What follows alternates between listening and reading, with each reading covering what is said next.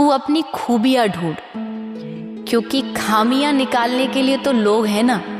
अगर रखना है कदम तो आगे रख, क्योंकि पीछे खींचने के लिए तो लोग हैं ना। सपने देखने तो ऊंचे दे, क्योंकि नीचा दिखाने के लिए तो लोग हैं ना।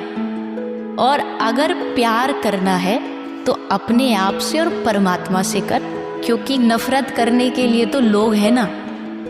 हमें फोकस अच्छाई पे करना है। जो हम अच्छा कर सकते हैं वो करिए, आगे बढ़िए।